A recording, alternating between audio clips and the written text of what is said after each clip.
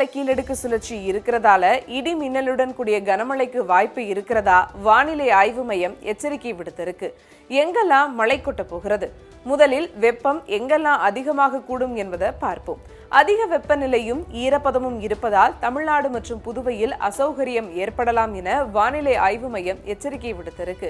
குறிப்பாக அடுத்த ஓரிரு நாட்களுக்கு அதிகபட்சமாக 2 டிகிரி செல்சியஸ் வரை வெப்பத்தின் தாக்கம் அதிகரிக்கக்கூடும் என்றும் கூறப்பட்டிருக்கு.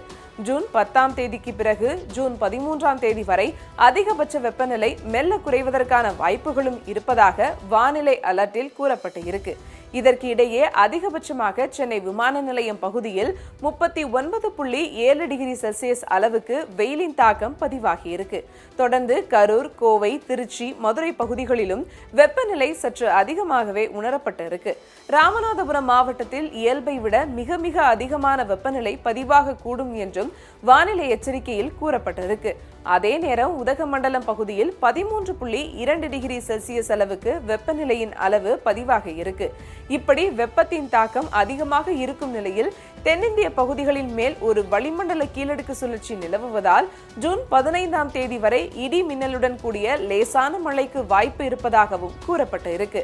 குறிப்பாக நெல்லை, கோவை மற்றும் கன்னியாகுமரி மாவட்டங்களில் மணிக்கு 50 கிலோமீட்டர் வேகத்தில் காற்று மற்றும் இடி மின்னலுடன் கூடிய கனமழை முதல் லேசான மழை பெய்யக்கூடும் என்றும் தெரிவிக்கப்பட்டுள்ளது.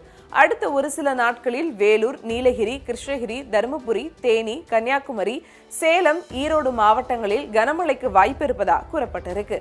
சென்னையை பொறுத்தவரை வானம் மேகமூட்டத்துடன் இருக்கும் என்றும் அதிகபட்ச வெப்பநிலை 39 முதல் 40 டிகிரி செல்சியஸ் வரை பதிவாக கூடும் என்றும் இதனால் அசௌகரியம் ஏற்படலாம் என்றும் கூறப்பட்டிருக்கு.